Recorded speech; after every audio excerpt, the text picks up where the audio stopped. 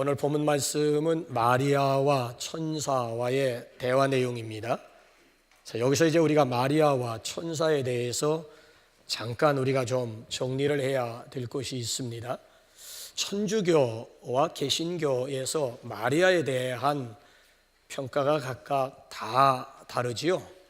천주교에서는 심하게는 마리아를 막 신격화하는 것 같아서 마음이 굉장히 불편해합니다. 비근한 예로 천주교 성당 입구에는 반드시 뭐가 있지요? 성모 마리아상이 있습니다. 저도 여러 번 목격을 했는데 신도들이 그 앞에 가서 손을 모으고 기도하고 있는 그런 모습은 종종 우리 눈으로 확인할 수가 있겠지요. 그래서 제가 물어봤습니다. 기도의 대상은 하나님인데 당신들은 성모 마리아에게 기도하느냐 했더니만 그건 아니라고 그래요. 다만 어떤 분이 그런 얘기를 하더라고요. 우리가 직접 하나님 앞에 기도하는 것보다는 예수님의 어머니에게 부탁을 하면 오히려 그 기도가 더 잘 이루어지지 않겠느냐라고 하는 그런 얘기도 하더라고요. 어쨌든 예배당 앞에 상 자체가 있다라고 하는 것이 우리 개신교들 입장에서는 굉장히 그게 아주 눈에 거슬리는 그런 행위가 아닐 수가 없고요. 또 한 가지 더 결정적인 우리 못마땅하게 여기는 것이 우리 기독교에는 양대 기둥이 있지 않습니까? 성탄절과 부활절을 상당히 중요하게 생각을 하는데 2대 우리 이런 교회력보다는 천주교에는 하나가 더 있어요. 그게 뭔 줄 아십니까? 성모 마리아 승천 기념일이 있습니다. 성모 마리아는 죽지 않고 그리고 승천했다 해서 저들은 성탄절과 부활절과 성모 마리아 승천 기념일을 똑같이 비중 있게 다루고 있다라고 하는 얘기가 되지요. 소아시아, 아시아, 특별히 에베소 지역을 가보게 되면 마리아의 생가도 있고 마리아의 무덤도 있는데 마리아가 죽지 않고 승천했다고 하니 도대체 신구약 창세기부터 계시록이 어떤 근거가 있는가? 아무리 찾아봐도 전혀 그런 근거조차 없어요. 그럼에도 불구하고 성모 마리아를 지나치게 우대한다라고 하는, 심하게 표현한다면 성모 마리아를 신격화한다라고 하는 것에 대해서 굉장히 불편하게 생각하는 분들이 있어요.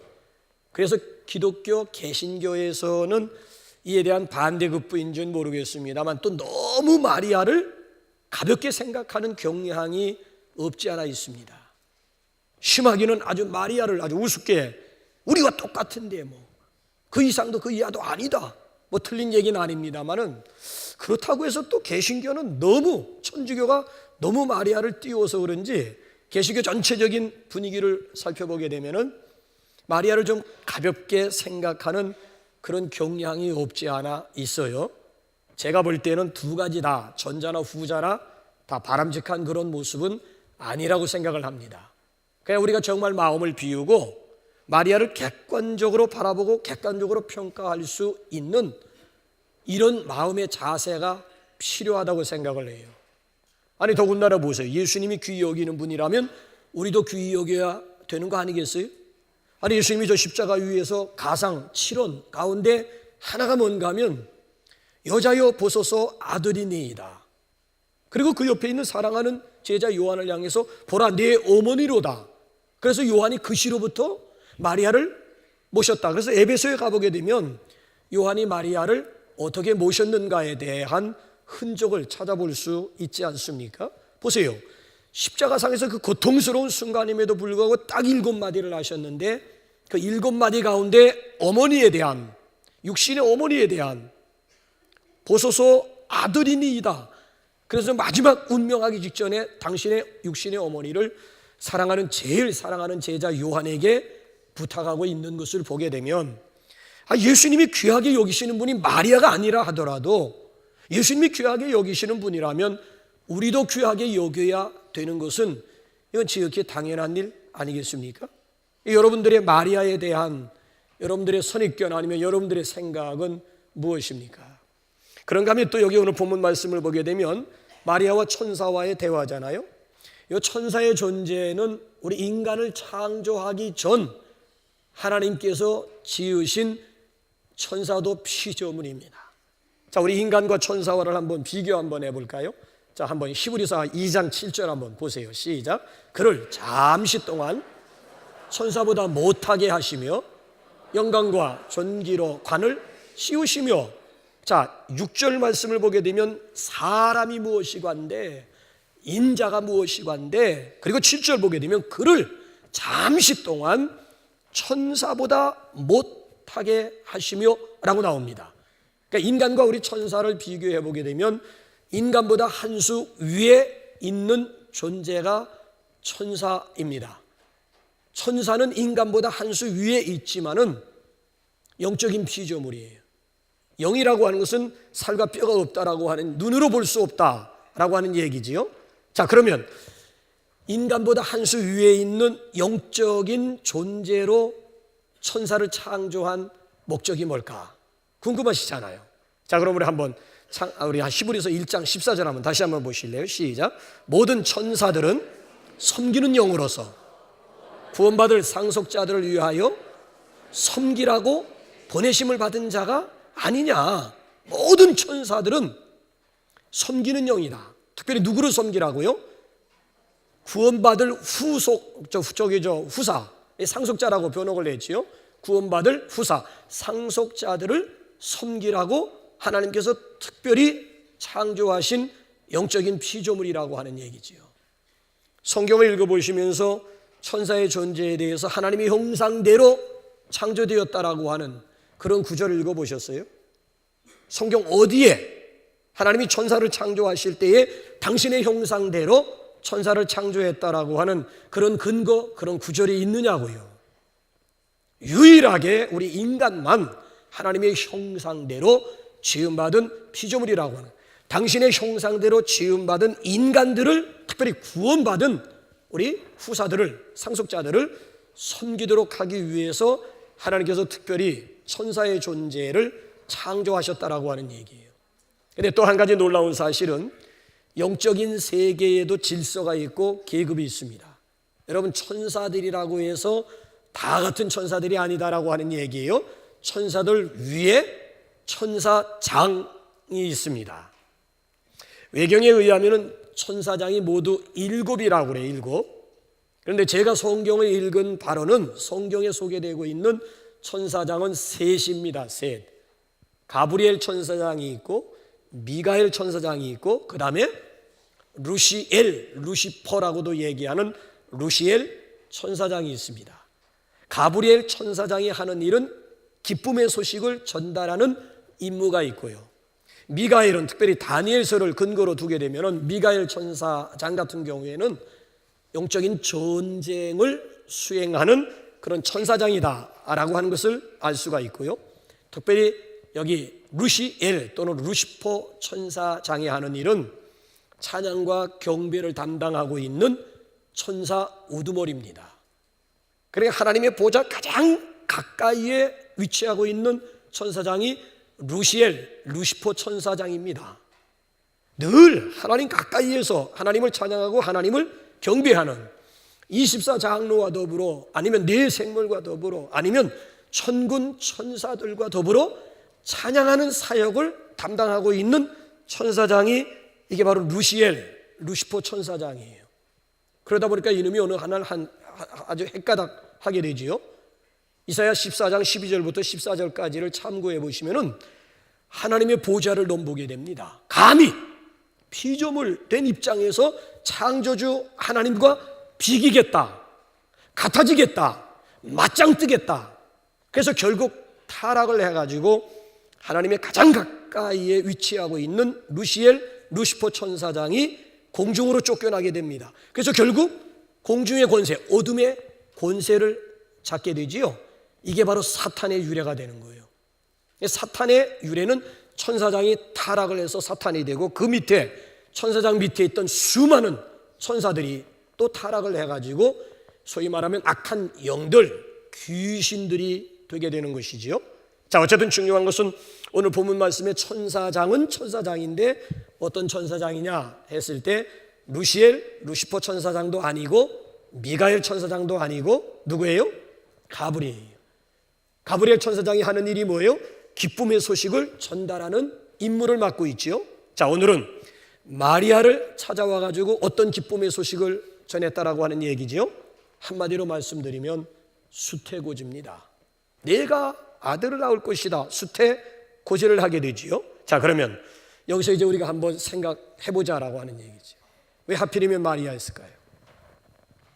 이스라엘에만 해도 여자들이 마리아밖에 없었겠어요? 수많은 여자들 중에서 왜 하필이면 마리아였느냐는 얘기죠. 우연이라고 여러분 생각하십니까? 자, 그럼 제가 질문을 한번 달리 해볼까요? 마리아는 예수님의 오심을 어떻게 맡고 있습니까? 여기에 왜? 라고 하는 질문에 대한 답이 들어있는 거예요. 이 차원으로 오늘 본문 말씀을 보게 되면 본문에서 세 가지의 분명한 대답이 나오게 돼요. 첫째로 마리아는 순결한 삶으로 맞았습니다. 자, 우리 한번 27절 한번 다 같이 한번 읽어보실까요? 27절 시작. 다윗의 자손 요셉이라 하는 사람과 약혼한 처녀에게 이르니 그 처녀의 이름은 마리아라. 자, 그 당시에 마리아와 요셉과의 관계는 어떤 관계입니까? 약혼한 관계예요. 근데 이스라엘 사람들의 결혼 풍습과 우리나라 결혼과 차이점이 있다면은 한 가지를 제가 말씀드린다면은 우리는 약혼식을 올려도 약혼식이 깨지면 그것으로 끝나는 거예요. 근데 이스라엘 나라는 약혼, 소위 말하면 정혼이라고 하는 것이 법적인 효력을 가지고 있습니다. 그러니까 벌써 정혼을 했다, 약혼을 했다라고 하면은 이미 부부 관계가 형성이 되는 거예요. 그래서 피치 못할 사정으로 피차 헤어지, 약혼을 하고 헤어지게 되었다라고 하면은 법적으로 이혼 절차를 밟게 되어져 있습니다. 그러니까 실질상으로 지금 마리아와 요셉과의 관계는 부부관계라고 하는 얘기예요. 그런데 여기서 지금 강조되고 있는 것은 처녀임을 강조합니다. 아직까지 결혼식을 올리지라는 거예요. 우리는 결혼식이 그잖아요. 새 인생의 시작이다. 이제 그때부터 이제 뭐 동사무소에 가서 결혼 신고도 하고 합니다만은 이스라엘 사람들은 바로 그 앞에 단계를 밟는다니까요. 그럼에도 불구하고 지금 두 사람의 관계는 처녀 총각이었다라고 하는 거예요. 그래서 본문 말씀에 보게 되면 마리아 이름 앞에 세 번씩이나 처녀임을 강조합니다. 처녀였다라고 하는 얘기예요. 또 보세요. 천사와 마리아와 이런 대화 과정 가운데 보면 마리아가 의도적으로 강변을 합니다. 뭘 지금 강변하고 있는 줄 아십니까? 34절 한번 보세요. 자, 보세요. 시작. 마리아가 천사에게 말하되 나는 남자를 알지 못하니 어찌 일이 있으리까? 아니 정말 마리아가 남자를 알지 못해요? 요셉을 알지 못해요? 남자를 모르고 지금 요셉을 모르고야 어떻게 약혼했다는 얘기고 정혼을 했다라고 하는 얘기예요. 근데 여러분 저 의미는 그런 의미가 아니잖아요. 나는 남자를 알지 못한다. 여기 안다라고 하는 말은 히브리어로는 야다예요. 헬라어로는 기노스크예요. 이건 노골적으로 제가 번역을 한다면 동침입니다. 동침. 부부관계를 의미하고 있는 거예요. 나는 동침이 국물을 마신 일도 없는데, 나는 남자의 씨를 내 몸에 받지도 않았는데 어떻게 내가 임신을 하고 어떻게 내가 아이를 낳을 수 있단 말입니까? 이 얘기라고요 지금. 여러분 맞는 얘기 아닙니까? 아니 임을 봐야 무슨 뽕을 따든가 하지. 아니 지금 남자를 알지 못하는데 지금 어떻게 지금 아이를 낳을 수 있다라고 하는 얘기입니까? 자, 그녀는 약혼한 요셉과만 관계를 맺지 않았다라고 하는 얘기가 아니고요. 문자 그대로 동정녀. 그러니까 전혀 남자 관계가 없었다라고 하는 얘기예요. 한마디로 말씀드리면 아주 깨끗한 상태였다라고 하는, 이걸 가리켜서 세상에서는 뭐 수처녀라고도 얘기를 합니다만은 어쨌든 깨끗한 그런 여성, 깨끗한 처녀였다라고 하는 얘기예요. 요즘 여러분 우리 시대가 지금 어디까지 왔는 줄 아십니까? 속도 위반 당연시하고 있는 세상입니다. 오히려 결혼 전에 임신을 하게 되면 혼숙감 중에서도 최고라고 생각합니다. 양가 부모에게 이것처럼 최고의 선물은 없다. 제가 약혼하고 제가 결혼할 때만 해도 결혼 전에 임신을 했다 하게 되면 그건 흉이 되고 흠이 될 수가 있어요. 근데 지금은 전혀 흠도 흉도 아님. 오히려 무슨 처녀 무슨 순결 얘기하게 되면 이 구시대의 유물이 되어버린 지 이미 오래되었다는 얘기예요. 그래서 쇼킹한 얘기 하나 여러분들에게 들려드릴까요? 요즘 어디까지 왔는가 하면 시험 결혼 제도까지 왔어요. 요즘 너무 이혼이 빈번하다 보니까 젊은이들이 무슨 생각을 하게 되었는가 하면, 아니 비싸게 결혼 비용 들이고 그렇게 에너지 소비해가지고 결혼해가지고 얼마 살지도 못하고 헤어지는 부부가 너무 네 쌍당 한 쌍꼴이 헤어지다 보니까 젊은이들이 무슨 생각, 시험 한번 살아보고 결혼하자는 거예요. 살아보고.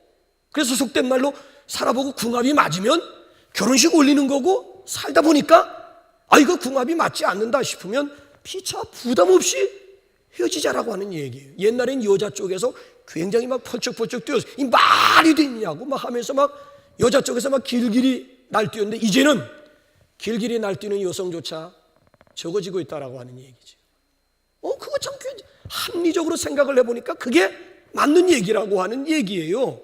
결혼해가지고 금방 깨질 바에야 한번 살아보고 이 사람이 정말 내 짝인지 아닌지, 궁합이 찰떡궁합인지 아니면 개떡궁합인지 한번 살아보고 결정하는 것도 이거 싫은 것은 아니지 않느냐. 여러분 한번 생각을 해보게 되면 이게 말이 되는 얘기예요. 이게 지금 젊은들의 생각이 지금 어디까지 지금 흘러가고 있는지, 여러분 우리 기성세대가 생각할 때는 이건 상상조차 할 수 없는 지경까지 지금 현실적으로 지금 나가고 있다니까요. 오늘 이 시대에 마리아가 존재한다면 과연 마리아는 어떤 취급을 당할까요? 이건 천연 기념물감이라고 하면서 아마 놀림 당하던가, 아니면 아이고 곰팡이 냄새 난다고 하면서 아마 왕따 당하기 아마 십상일 거예요. 그런데 여러분 이걸 역으로 한번 생각을 해보게 되면, 마리아가 하나님의 은혜를 입게 되는 결정적인 이유가 바로 여기에 있는 것이 아닌가 싶은 그런 생각을 제가 해봤어요. 생각해 보세요. 그 많은 여성들 중에 왜 하필이면 마리아란 말입니까? 기록된 문헌에 의하면 그 당시에요, 이스라엘 나라에는 노처녀들이 그렇게 많았다고 그래요. 왜 노처녀가 많았을 것 같아요? 이사야 7장, 지난주에 생각했던 이사야 7장 14절 때문입니다. 보라, 처녀가 잉태하여 아들을 낳을 것이요 그 이름을 임마누엘이라 하리라. 그래서 저마다 다 처녀들마다 아예 혼기가 됐음에도 불구하고 아예 스스로가 결혼을 포기하는 거. 왜? 기어이 구약에 예언된 메시아를 내 몸으로, 처녀여야만 되니까, 보라 처녀가 잉태하여 아들을 낳을 것이다 해서 깨끗한 처녀의 몸 가지고 메시아를 받겠다 해가지고 신앙이 있는 여성들이 스스로 노처녀가 되는 경우가 상당히 많이 있었다는 거예요. 여러분 한번 보세요. 그 많은 노처녀 가운데 누가 선택이 되었고 누가 하나님의 은혜를 입게 되었다고요? 30절 한번 보세요. 30절 시작. 천사가 이르되 마리아여 무서워하지 말라, 내가 하나님께 은혜를 입었느니라. 마리아여 내가 하나님의 은혜를 입었느니라. 여러분 그 은혜 중에 은혜가 뭐라고 생각하십니까? 깨끗한 몸에 예수 그리스도가 역사적으로, 깨끗한 몸을 통해서 역사적으로 예수 그리스도가 오셨다라고 하는 것 그 자체가 바로 은혜 중에 은혜 아니겠습니까? 하나님은 오늘도 깨끗한 그릇을 사용하십니다. 디모데후서 2장을 보게 되면 누구든지 이런 것에서 자기를 깨끗하게 하면 귀 쓰는 그릇이 돼요. 누구든지 이런 것에서 자기를 깨끗하게 하면 귀 쓰는 그릇이 돼요. 주인의 합당함에 쓰임받는다라고 하는 그런 구절이 나오잖아요. 사도 바울은 영적인 중매장입니다. 예수 그리스도와 교회를 중매시키는 일을 해요. 자, 이 중매장이가 특별히 신부된 교회, 우리 신부된 성도들을 향해서 특별히 요구하는 것이 있고 주문하는 것이 있어요. 자, 영적인 중매장이가 그리스도의 신부된 교회를 향해서, 저와 여러분들을 향해서 주문하는 것이 뭔 줄 아십니까? 우리 한번 데살로니가전서 5장 23절 한번 보실래요? 시작. 평강의 하나님이 친히 너희를 온전히 거룩하게 하시고 또 너희의 온 영과 혼과 몸이 우리 주 예수 그리스도께서 강림하실 때에 흠없게 보존되기를 원하노라. 가만히 보세요. 뭘 원한다는 얘기예요? 우리의 온 영과 혼과 몸이 예수 그리스도께서 재림하실 때에 흠없이 그걸 지금 상반절 보게 되면 온전히 거룩하게 하시고, 여러분 바라기는 성결한 그리스도인들이 되시기 바랍니다. 진정한 의미에서 성결 교인들이 되시기를 주님의 이름으로 축원합니다. 자, 그런가 하면 두 번째로요, 마리아는요 말씀의 능력을 신뢰하면서 맞았습니다. 여러분이 아시는 대로 사복음서 가운데 누가복음은요 아주 특별한 복음입니다. 예수님의 인성에다가 초점을 맞춰요. 그래서 다른 복음서에는 나타나지 않는 예수님의 탄생 사건을 아주 자세하게 우리에게 소개하고요, 또 예수님의 성장 과정도 자세하게 소개하고요, 예수님도 우리와 똑같이 목마르기도 하시고 피곤하기도 하시고 주무시기도 하시고, 그러니까 우리와 100% 똑같은 인간 예수에다가 초점을 맞추고 있는 내용 아니겠습니까? 오늘 본문 말씀도 보면 예수님께서 어떤 과정을 통해서 세상에 오시게 되었느냐, 탄생 과정을 자세하게 소개하고 있잖아요. 그 중심에 지금 마리아가 있고 천사장 가브리엘이 있는 거예요. 그래서 오늘 본문 말씀은 천사장 가브리엘과 마리아와의 대화 내용이에요. 요 대화 내용 중에서 우리가 주목해야 되는 것이 37절입니다. 한번 대화 내용 가운데 가장 핵심이 뭔지 한번 보세요. 시작. 대저 하나님의 모든 말씀은 능하지 못하심이 없느니라. 대저 하나님의 모든 말씀은 능치 못하심이 없느니라. 자, 이 말씀 앞에 마리아는 지금까지 남자가 어떻고 처녀가 어떻고 이 말이 쑥 들어가 버리고 말했다니까요. 대저 하나님의 모든 말씀은 능치 못하심이 없느니라. 무에서 유를 창조하신 하나님이 처녀를 통해서도 얼마든지 아이가 태어나게 하실 수 있다라고 하는 그 하나님의 말씀의 능력을 마리아라고 하는 여성은 전적으로 신뢰를 했다라고 하는 얘기예요. 이 말씀 한마디에 여기 마리아는 전혀 여기 토를 달지 않았더라고 하는 그런 얘기가 되지요. 그래, 한마디로 말씀드리면 마리아는 하나님의 말씀 앞에 매료당했다. 하나님의 말씀이 마리아를 사로잡았다라고 하는 얘기예요. 마리아는 그 하나님의 말씀의 능력을 전적으로 신뢰했다라고 하는 거예요. 요 바로 앞에요 25절까지의 내용이 무슨 내용인 줄 아십니까? 자, 마리아를 찾아왔던 천사장 가브리엘이 먼저 누구를 찾아갔는가 하면 제사장 사가랴를 찾아갔어요. 때마침 사가랴가 대제사장이 되어가지고 백성들을 대신해가지고, 여러분들이 앉아있는 곳이 성소라고 한다면 제가 서 있는 곳이 구약으로 말하면 지성소잖아요. 그래서 지금 사가랴가 반열 따라가서 제사장 중에 대표가 되어가지고 지성소에 들어가서 제사를 집례하고 있는데 천사장 가브리엘이 찾아온 겁니다. 똑같이 그의 부인이 지금 본문 여기 나와 있는 대로 엘리사벳 아니겠습니까? 늙도록 아기를 낳지 못한 부부예요. 근데 그 사가랴 제사장의 천사장이 나타나더니만 수태고지한 거예요. 너 아들을 낳을 것이다. 이름을 요한이라고 하라. 그렇기 때문에 그 순간 사가랴가 픽 하고 웃어버렸어요. 참, 아니 무슨 썩은 거목나무에서 무슨 꽃이 피고 열매를, 말도 안 된다는 얘기지요. 믿질 않았다니까요. 그 순간 천사장이 너는 아들을 낳을 때까지 벙어리가 말을 하지 못할 것이다. 벙어리가 될 것이라고 얘기를 해요. 그래서 멀쩡하게 제사 드리러 들어갈 땐 얘기도 잘하고 들어가던 제사장이 제사 드리고 나왔는데 저 벙어리가 돼버리고 마는 거예요. 1년 동안 요한이 태어난 순간 태어나자마자 입이 풀리게 되었다라고 얘기를 하고 있지 않습니까? 보세요. 본문 말씀도 똑같은 상황이라니까요.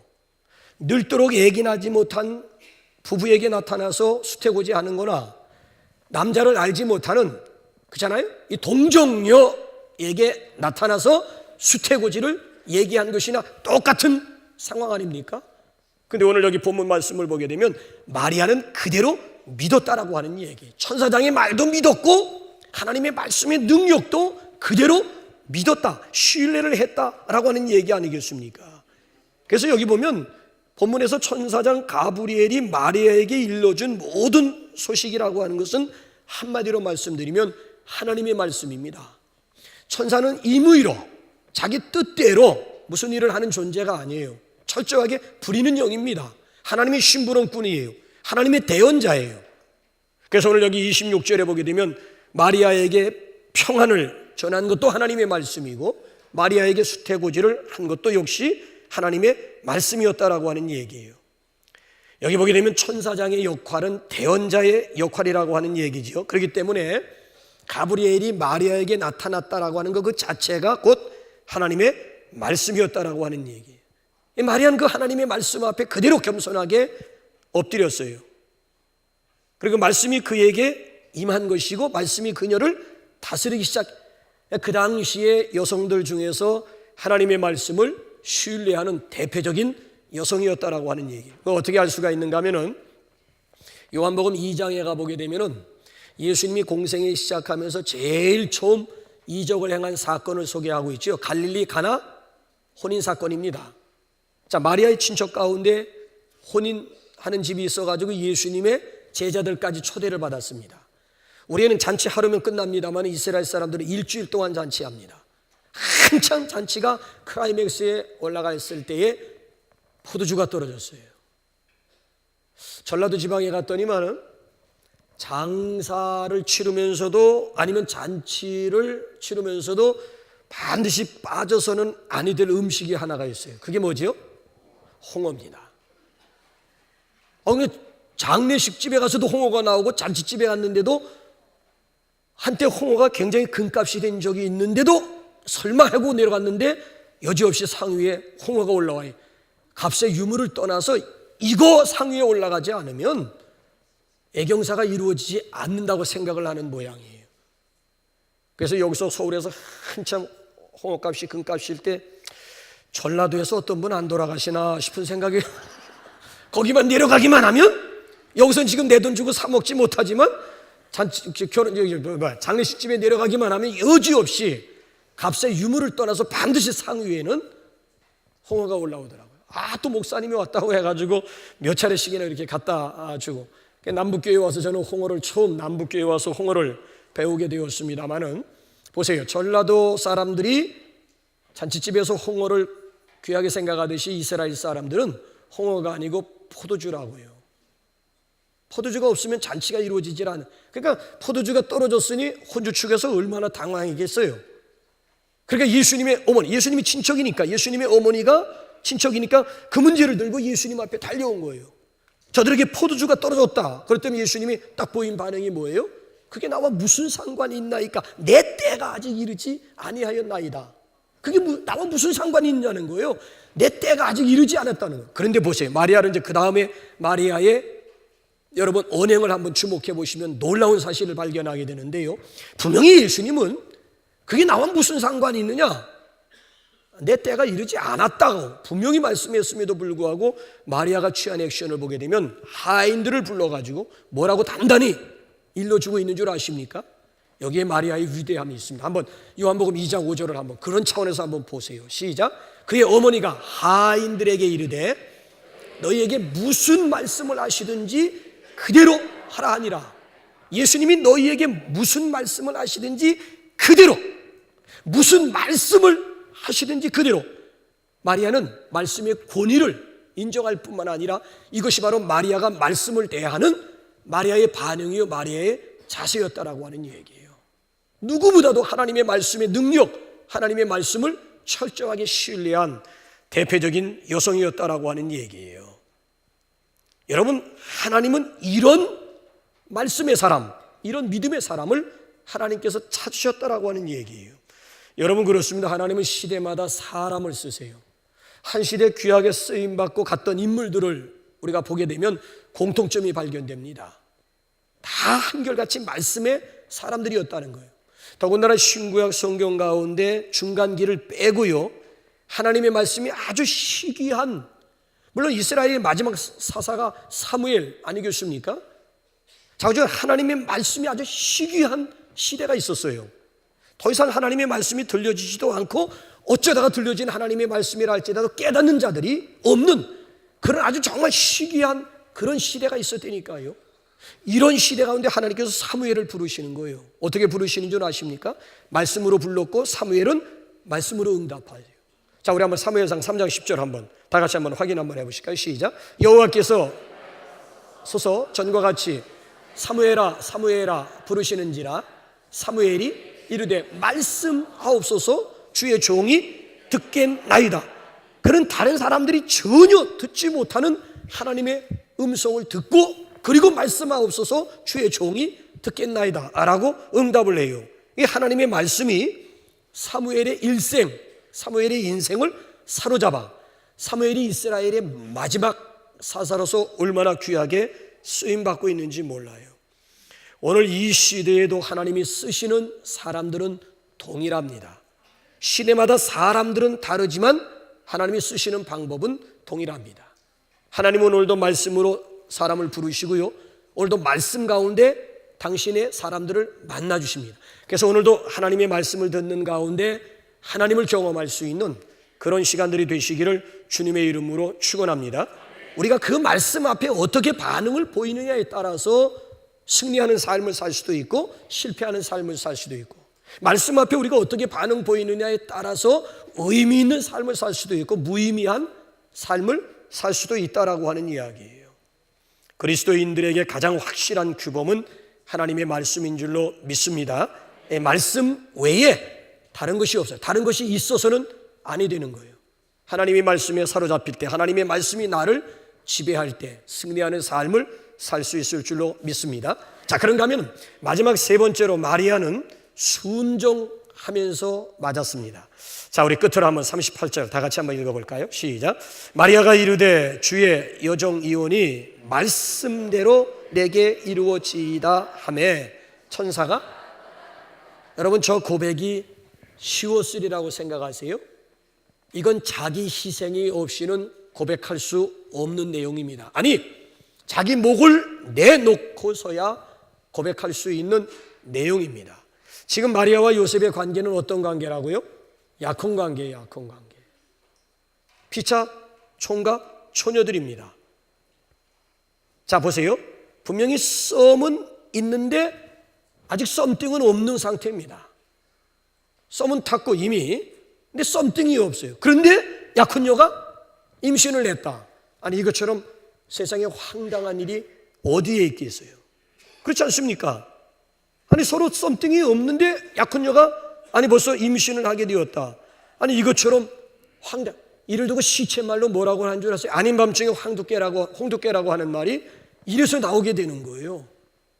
자, 요셉이 입만 뻥끗하게 되면 마리아는 돌에 맞아 죽을 수 있습니다.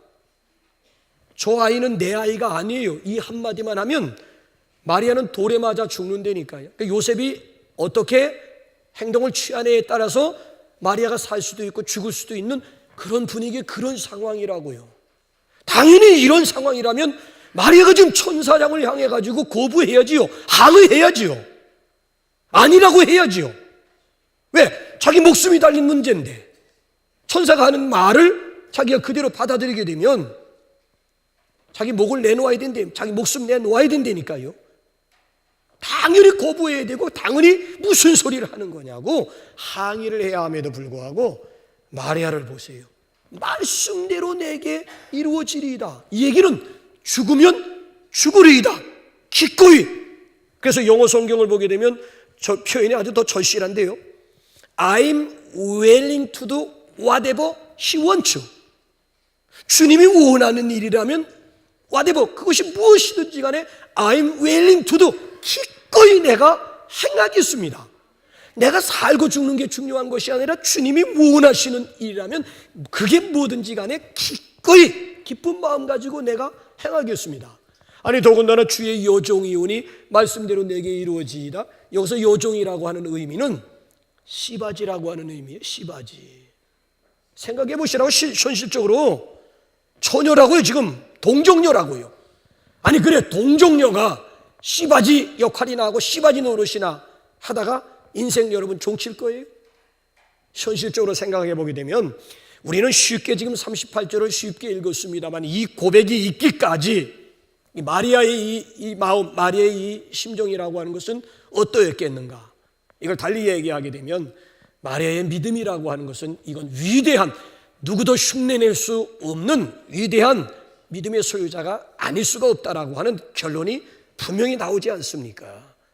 이런 의미에서 대강절이라고 하는 것은 순종과 헌신의 계절, 순종이 무엇인가를 배우고 헌신이 무엇인가를 배우는 그런 계절이라고 하는 얘기. 기독교 방송에서 내담자가 이런 질문을 했습니다. 주몽이나 박혁거세가 알에서 나온 것과 동정녀 탄생이 무엇이 다릅니까? 라고 질문을 했어요. 주몽도 알에서, 박혁거세도 알에서 나왔다는 얘기나 동정녀 탄생이나 그게 뭐가 다르냐라고 하는 질문이에요. 여러분들은 뭐라고 대답을 하시겠습니까? 상담자가 이렇게 대답을 했더라고요. 알에서 나왔다라고 하는 것은 자신의 신분이 다른 사람들과 다르다라고 하는 것을 강요하는 것이고, 예수님의 동정녀 탄생이라고 하는 것은 예수님이 죄를 대속하기 위해서는 아담의 피가 흐르고 있는 아버지의 핏줄기를 통해서 태어난 것이 아니고 동정녀의 몸을 빌려서 성령으로 잉태된 것입니다 라고 설명을 하더라고요. 그런대로 틀린 대답은 아니지 않습니까?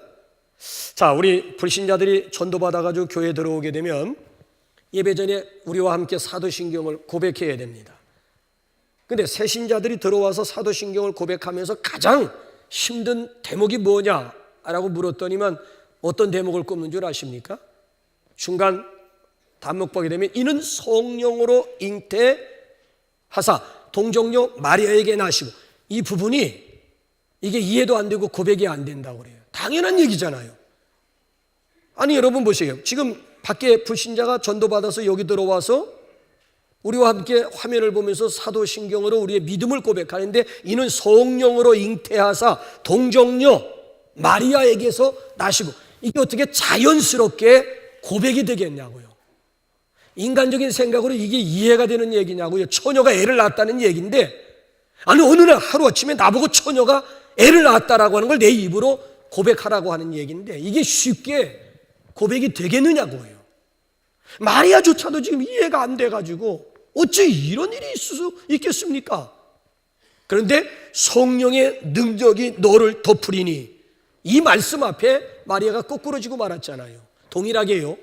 그런 고백이 안 되다가도 어느 순간 성령의 능력이 나를 덮는 순간 그 엄청난 사건이 믿어지게 되는 거 있지요. 내가 믿어야지, 동정녀 탄생 믿어야지, 예수님의 부활을 믿어야지 자기 체면 건다고 해서 이게 믿어질 수 있는 문제냐고요. 어느 한순간 성령의 능력이 나를 덮을 때 나도 모르게 어느 한순간 그게 믿어졌어요. 저는 예수님이 돌아가신 지 사흘 만에 다시 부활했다라고 하는 사실도 믿어졌고요. 내가 믿은 거 아닙니다. 동정녀 탄생 사건도 내가 믿어야지 체면 걸어가지고 어느 순간 그래 나는 믿을 거야 이런 얘기가 아니고, 어느 순간 성령의 능력이 나를 덮는 그 순간 거짓말처럼 나도 모르게 자연스럽게 그게 믿어지게 되었다라고 하는 거. 그래서 여러분 대강절을 맞이해가지고 믿어지지 않는 분들 믿어지는 은혜가 함께 하시기를 주님의 이름으로 축원합니다.